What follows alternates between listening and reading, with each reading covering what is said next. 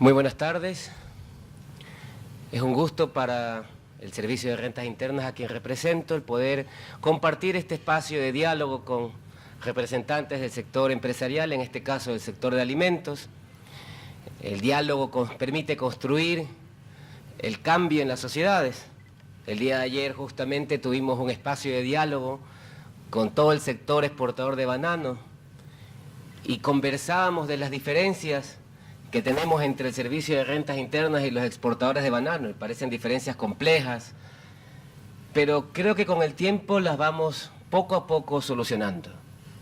Poco a poco la cultura tributaria, que es un cambio importante, se va reflejando en nuestro país. Y es importante porque los impuestos reflejan la solidaridad o de alguna manera el compromiso de los ecuatorianos por formar parte del cambio de nuestro país. Vamos a exponer en este momento lo que es básicamente en tres grandes componentes. Primero, el sistema tributario ecuatoriano, el camino recorrido en términos de eficacia que tiene el sistema tributario ecuatoriano en los últimos años. Como segundo punto, vamos a analizar lo que es el sector alimenticio en el Ecuador, estadísticas y normativa específica del sector alimenticio en el ámbito tributario.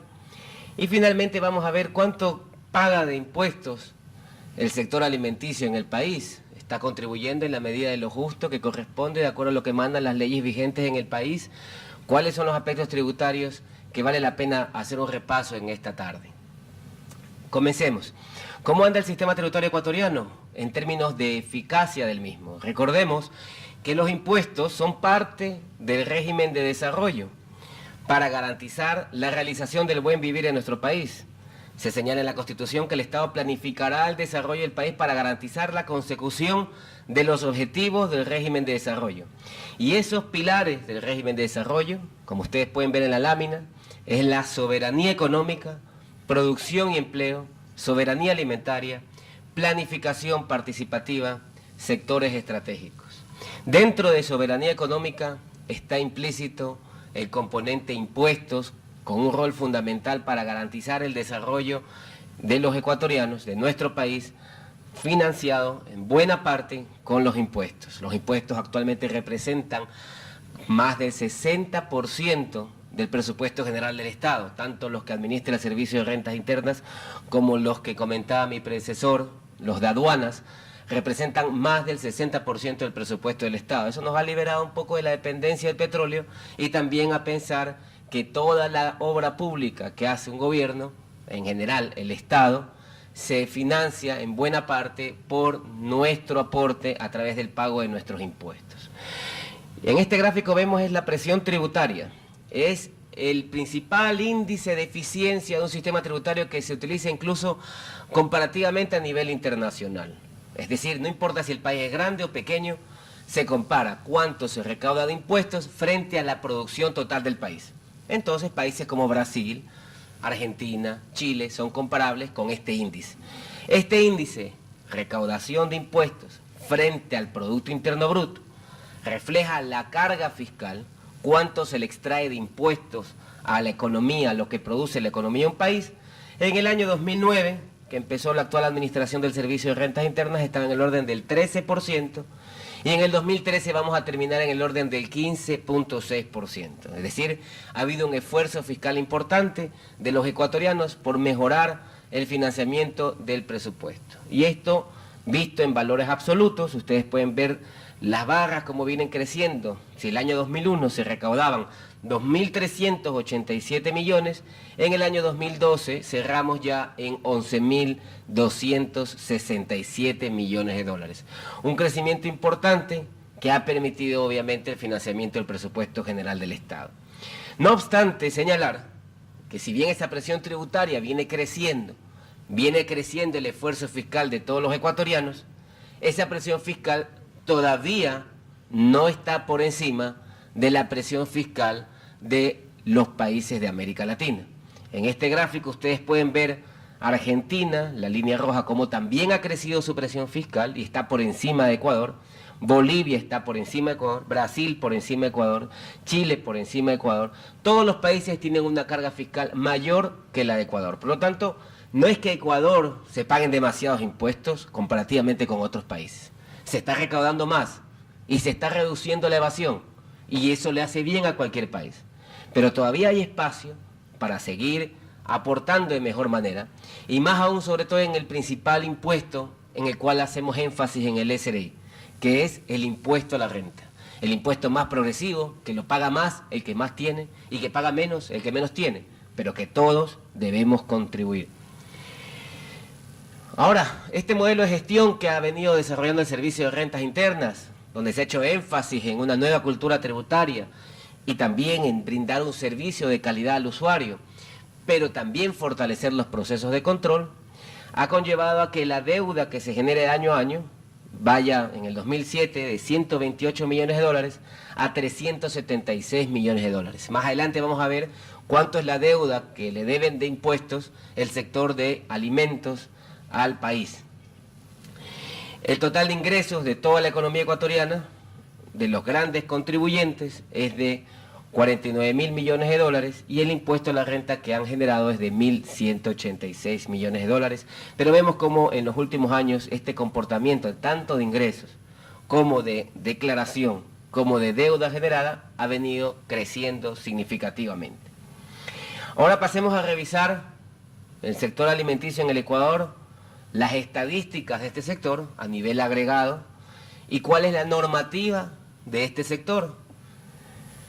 El sector de alimentos comprende el sector agrícola, el sector de cárnicos, pesquero, lácteos, bebidas, también una parte importante en industrias y también una parte importante en comercio. En primera instancia vamos a revisar las estadísticas de lo que nos informa el Banco Central, en el cual básicamente se extrae lo que es comercio e industria y solo nos queda agrícola y solo nos quedamos con la parte de industria en que está cárnicos, lácteos y bebidas.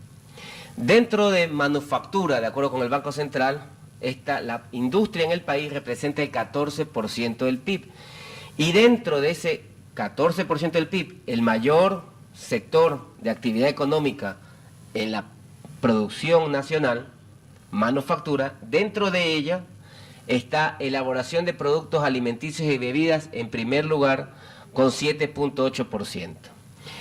Elaboración de productos alimenticios y bebidas, de acuerdo con el Banco Central del Ecuador, a su vez tiene como principal componente lo que es la elaboración y conservación del camarón en un 33%, productos cárnicos 14% y elaboración y conservación de pescado 14%. Dentro de el sector de la manufactura, elaboración de bebidas y alimentos, está compuesto en buena parte por grandes empresas, cuya producción, podríamos llamarle ventas anuales promedio, está en el orden de los 34 millones de dólares y más. Y tiene una participación, este conjunto de empresas grandes, del 93.9%. De acuerdo con las mismas cifras de la encuesta anual de manufactura y minería del INEC del año 2007, hay una alta concentración en la industria manufacturera de elaboración de bebidas y productos alimenticios. Un 93% está compuesto por empresas grandes. Y dentro de las estadísticas del Servicio de Rentas Internas, coincide, dado que dentro de la industria de alimentos y bebidas, tenemos que las empresas con ingresos mayores a 5 millones de dólares anuales son un 3% de empresas que representan el 80% de los ingresos de todo el sector.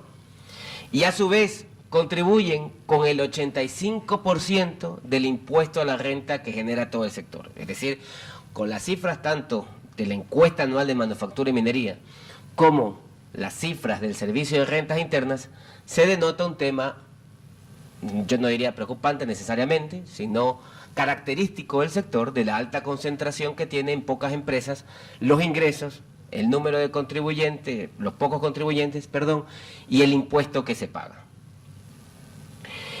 Por otra parte, también señalar que así como es importante desde el punto de vista de la producción, la industria de alimentación de alimentos y bebidas también tiene una contraparte importante en el porcentaje del consumo en los hogares que se destina para alimentos y bebidas no alcohólicas. De acuerdo con el INEC, del año 2005-2006, el 28% del consumo de los hogares se destina a alimentos y bebidas no alcohólicas. Por lo tanto, hay una correlación importante. Buena parte de lo que se produce se destina al mercado local, excepto camarón que se exporta. Todo lo demás, buena parte se destina al mercado nacional, pero hay una alta concentración en este sector.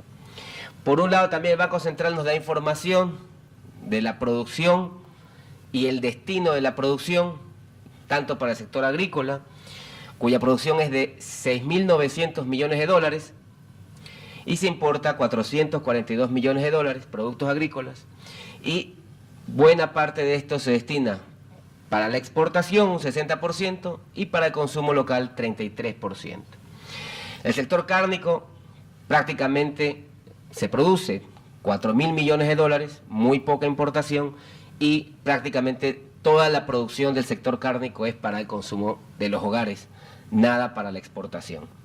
El sector pesquero, en contraparte, que produce 3.100 millones de dólares anuales, el 73% se destina a la exportación y un 26% para el consumo local. Estamos viendo las características de cada uno de los subsectores del sector de alimentos. Pero en este caso ya podemos incorporar sectores de alimentos y bebidas que no solo contempla el Banco Central, sino también comprende no solo a la industria manufacturera, sino también el sector de hoteles y restaurantes, que se dedican a la venta de alimentos procesados, preparados, y por otra parte también la industria, el sector agrícola como tal. Cuando unimos todos los sectores relacionados con la industria de alimentos, vamos a ver que el aporte al PIB ya pasa de un 7% que vimos dentro de manufactura a un 29.88% del PIB. Y a su vez, que tanto el sector de alimentos de las manufacturas como todos sus relacionados ya generan el 25% del empleo en el país. Es decir, es un sector muy importante, tanto desde el punto de vista de la producción como desde el punto de vista del empleo, así como ya veíamos desde el punto de vista del consumo en los hogares.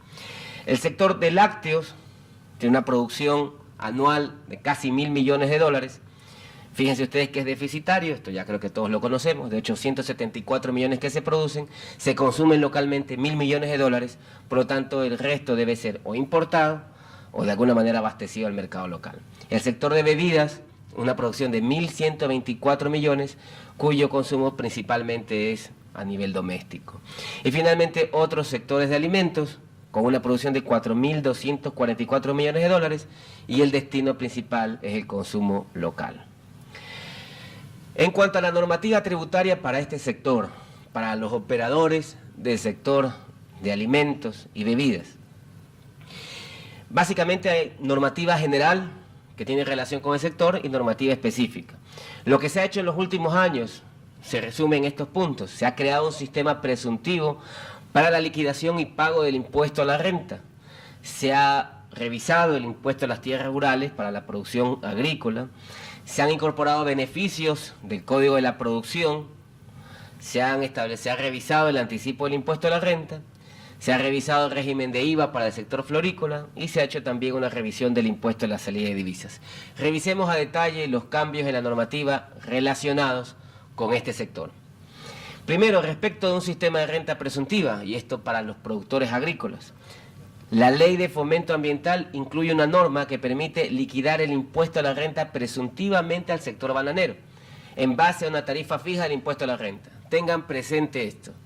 Los productores bananeros ahora pagan un impuesto a la renta fijo del 2% de sus ventas. 2% de sus ventas, productores de banano. Parecería poco, pero ya vamos a ver cómo todo el resto del sector de alimentos, cuánto contribuye en promedio, resulta ser inferior al 2% que ya están pagando los productores bananeros. Y esto llama la atención y vale para la reflexión.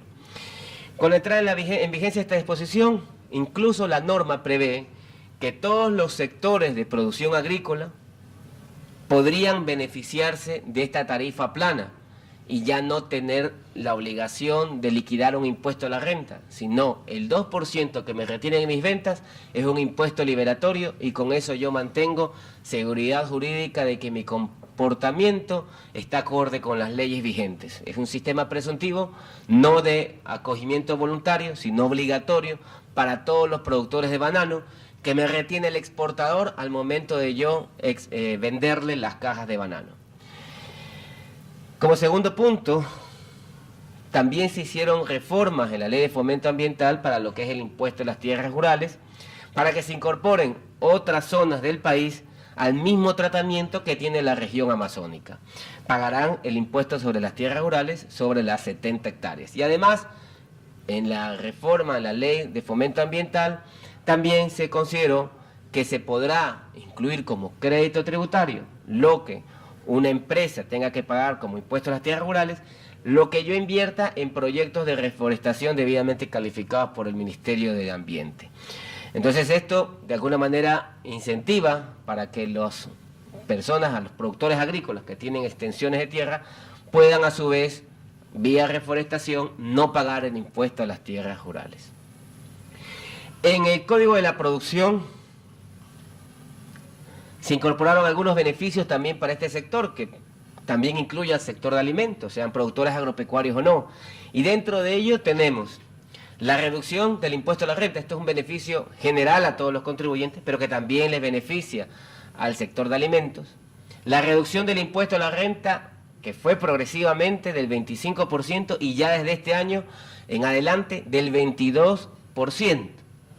Deducciones adicionales por inversiones en tecnología y conocimiento en general y otros más, investigación de mercados que pudieran tener las pequeñas y medianas empresas, creación de las zonas económicas de desarrollo, deducciones adicionales en el impuesto a la renta, beneficios por abrir el capital social a los trabajadores, facilidades en el pago de impuestos específicamente aduaneros, deducción del componente de salario digno que debían asumir las empresas de acuerdo con la normativa del Ministerio de Relaciones Laborales, exoneración del impuesto a la salida de divisas para nuevas compañías o aquellas que se acojan a las apuestas productivas que están previstas en el Código de la Producción, crédito tributario, gasto deducible del impuesto a la salida de divisas, exoneración del anticipo por inversiones nuevas, y adicionalmente se consideraron ajustes al cálculo del anticipo para las nuevas inversiones establecidas en el Código de la Producción. El mismo código establece una exoneración por 5 años del impuesto a la renta de inversiones nuevas y productivas que se realicen fuera de la jurisdicción de Quito o Guayaquil, que se dediquen a la producción de alimentos frescos, congelados e industrializados. Repito, nuevas inversiones que se dediquen a la producción de alimentos frescos, congelados o industrializados, que se ubiquen fuera de Cantón Quito o Guayaquil, no pagan impuesto a la renta por 5 años. Esto es un incentivo importantísimo para atraer nuevas inversiones, para generar mayor competencia, para evitar la competencia desleal que supone los oligopolios. Entonces también es un mecanismo para mejorar el nivel de competencia interna que puede tener un país, más aún en este sector, como ya lo habíamos comentado, de alimentos. Entonces, siempre que estén fuera de Quito y Guayaquil, y por eso es que ustedes se habrán dado cuenta que ha habido una mejora, una inversión importante, sobre todo en cantones como Durán, que prácticamente, geográficamente es parte de Guayaquil, cantones como Rumiñahui, que prácticamente es parte de Quito. Se están haciendo inversiones importantes porque pueden acogerse a este beneficio. Pues en buena hora que venga esa nueva inversión, pero que cuando tengan que pagar impuestos, lo hagan como el resto de empresas, con la responsabilidad social empresarial que nos debe caracterizar a todos. 4. Respecto del anticipo del impuesto a la renta. Existen figuras de devolución, reducción y exoneración del anticipo a los que se puede acoger el sector de alimentos. Con la expedición del Código de la Producción se introdujo una reforma a través de la cual las empresas recién constituidas pagarán el anticipo a partir del 5º año de operación efectiva. No tienen este impuesto a la renta mínimo que constituye el anticipo del impuesto a la renta. Y las personas que realizan actividades agropecuarias no considerarán dentro del cálculo del anticipo el valor de los terrenos, que debería estar dentro del componente activo que va en la fórmula de cálculo del anticipo. Para un productor agropecuario, en el valor activos no se incluye el valor de los terrenos que utiliza para su actividad. Respecto al IVA en sus compras y ventas, casi la mayoría de los insumos, como de la producción de alimentos, en Ecuador tiene tarifa cero de IVA. Si usted vende productos de la canasta básica, tiene tarifa IVA cero en sus ventas. Mediante decreto, además, se estableció que se puede ampliar la lista de productos e insumos que tengan tarifa cero, siempre que haya la propuesta del Ministerio del Ramo, en este caso agrícola, y la aprobación en su parte por parte del decreto ejecutivo de presidencia para que se establezca con tarifa cero, como pasó con embutidos y ciertos y quesos. El artículo 157 del reglamento de la ley señala expresamente que en caso de no poder compensar el IVA pagado en compras, este se lo puede cargar al respectivo costo o gasto del impuesto a la renta según corresponda. Por lo tanto, no se supone una afectación a los productores de alimentos que por ahí pudieran tener un IVA en sus compras y no lo puedan compensar. Pero además de esto, para aquellos cuya producción se destina a la exportación, existe crédito tributario del IVA, pero a su vez devolución de impuesto pagado. Cada vez estamos tratando de hacer más ágiles las devoluciones. Mea culpa, nos esforzamos, todavía nos falta por hacer, pero creo que hemos avanzado bastante. Tenemos incluso una devolución automática del IVA a exportadores, pero para los que se portan bien. Para aquellos que nos quieren tratar de meter facturas falsas y eso, no hay devolución automática. Para los que son contribuyentes VIP, que vienen cumpliendo a cabalidad con las normas y tienen esa cultura de cumplir sus impuestos en general, la devolución es automática y se la hace por internet. No obstante, para el resto de contribuyentes, que quizás los procedimientos resulten complejos, cada vez estamos disminuyendo las devoluciones y estas no pasan de 45 días calendarios promedio. La norma nos da 90 días, pero lo hacemos en menos de 45 días. Respecto al impuesto a la salida de divisas, se exoneró del ISD el pago de intereses y capital de créditos destinados a financiar inversiones del COPSI y el reparto de dividendos luego del pago del impuesto a la renta. Se otorga crédito tributario por el ISD pagado en la importación de insumos, materia prima, bienes de capital. Cuando se paga el ISD, ese ISD se puede utilizar como crédito tributario siempre que haya sido para la importación de insumos, materia prima, bienes de capital, de acuerdo al listado emitido por el Comité de Política Tributaria, hasta por 5 años. Ese crédito incluso sirve para liquidar el anticipo del impuesto a la renta. Bien, eso como para señalar un poco la normativa, los beneficios, incentivos, exoneraciones y características de la normativa tributaria vigente relacionada con el sector de alimentos y bebidas. Ahora sí veamos a la última parte de esta exposición. ¿Cómo está el sector de alimentos y bebidas en cuanto a su cumplimiento tributario? ¿Estamos bien? ¿Estamos mal? Acuérdense, los productores de banano ya están pagando el 2% de sus ingresos. Uno esperaría que este sector pague mucho más. ¿Cuántas empresas son? Un total de 69.460 actividades empresariales a nombre de personas naturales y casi 5.000 compañías, empresas, para un total de 75.000 operadores de este sector de acuerdo a la base de datos del Servicio de Rentas Internas. Por subsectores tenemos cómo ha venido creciendo. Fíjense, en el sector agrícola, esto también habla un poco de cómo vamos reduciendo la informalidad. Más que nuevos operadores, esto también refleja cómo cada vez más productores agrícolas, por ejemplo, se van regularizando, van sacando su registro único de contribuyentes, van sacando su RICE y van poniéndose al día con sus obligaciones para ir reduciendo la informalidad. En el 2006 teníamos 10.000 operadores del sector agrícola inscritos, ahora tenemos 20.000. Productores de carne 6.000, ahora tenemos 9.000. Productores lácteos, fíjense que ahí no crece tanto porque son pocos realmente en el mercado, de 421 ahora estamos en 600. Sector pesquero de 201 217, bebidas 459 a 598, sector alimentos comercio 39.000 y sector alimentos industria 4.389. Los contribuyentes en general que están en el RICE es un régimen simplificado desarrollado para pequeños negocios. Es muy simple, no se presentan declaraciones, se paga una cuota fija mensual. no les hacen retenciones de impuestos, no tienen que entregar facturas complejas, sino notas de venta simplificadas. Es lo ideal diseñado para los microempresarios. A nivel nacional ya hay 500.000 personas cuyos negocios están incorporados en el RIS. Cada vez son más, porque es mucho más fácil. Es imposible que le queramos exigir un formulario 102A a una persona que apenas terminó la educación primaria. Y en el país, aunque les sorprenda, de acuerdo con el INEC, el 70% de los negocios son administrados por personas que apenas terminaban la primaria. Entonces nos encontramos con un grave problema de complejidad del sistema tributario por un amplio número de contribuyentes que obviamente no iban a entender cómo cumplir y que necesitaban contratar a tramitadores. No es ese el objetivo, que se les dé trabajo a los tramitadores. En buena hora que hayan algunos que lo hagan bien, pero lo ideal es que todos sepamos cómo cumplir con nuestras obligaciones. Y para este segmento se diseñó el RICE. Y en el sector de alimentos y bebidas, sobre todo para pequeños negocios, tenemos que básicamente un 52% de los contribuyentes de este sector está en el RICE. Ya es más fácil para ellos cumplir y nosotros nos concentramos en las grandes empresas para revisar que estén pagando bien sus impuestos.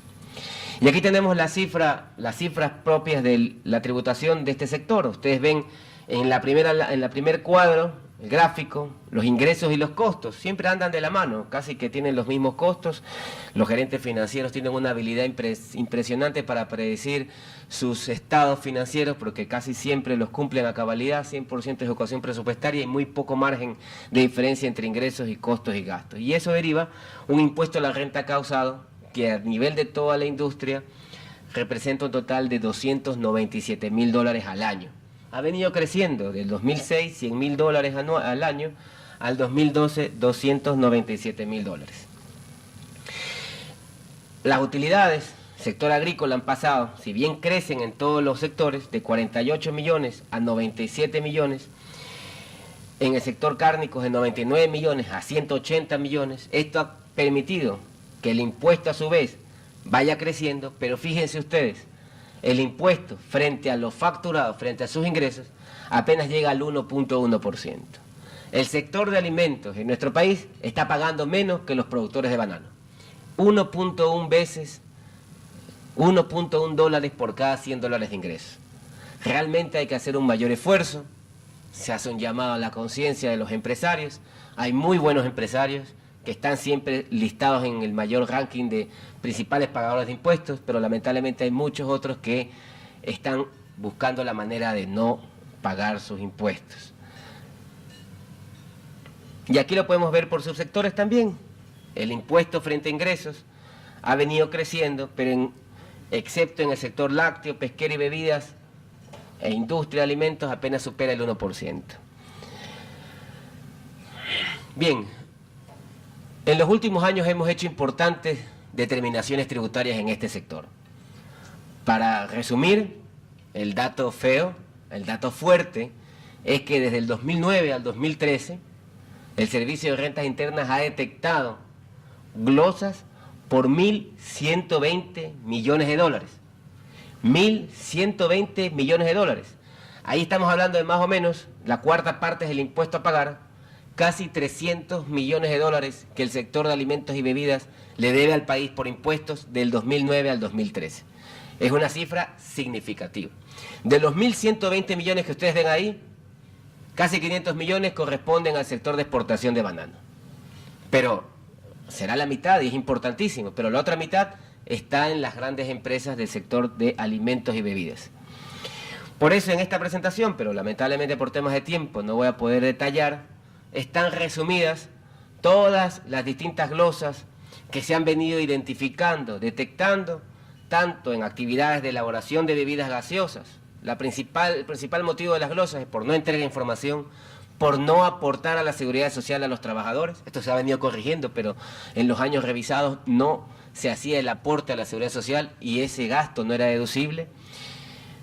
Actividad de pesca marítima, de peces, en general la exportación de camarones, tenemos muchos problemas en las determinaciones que se efectúan. Bueno, esto es muy largo para detallar cada uno de los problemas que tenemos desde la depreciación, la contabilidad, que no presenten medios de pago, por transacciones mayores a $5.000, los empresarios tienen que presentar el medio de pago que realmente permita reconocer ese gasto que haya efectuado, entre otras. Igual a los comerciantes al por mayor, los ingenios azucareros, también tenemos problemas de glosas. Las empresas que se dedican básicamente a lo que son lácteos y a las empresas que se dedican a la producción de cultivo de frutas tropicales. Principalmente tenemos problemas con los ajustes de precios de transferencia por simular precios en sus exportaciones a paraísos fiscales. Y finalmente las empresas relacionadas con la elaboración de confites blandos, también problemas por gastos no soportados, amortizaciones, publicidad, entre otros. Bien, total, $1.120 millones en glosas que deben de alguna manera de irse resolviendo. Ojalá no en las instancias judiciales, sino en la propia vía administrativa. El mensaje es claro del SRI. El SRI tiene las puertas abiertas para el diálogo, como en estos espacios, para encontrar soluciones que permitan viabilizar una nueva cultura tributaria y a cumplir con las deudas que así correspondan. ¿Cuáles son los temas en agenda que tenemos? Poco a poco se va incorporando más los servicios en línea. Estamos promoviendo la facturación electrónica. Esperamos, será de manera obligatoria a partir del año 2015, que ciertos contribuyentes, no todos, ya estén en la facturación electrónica. Este año es voluntario.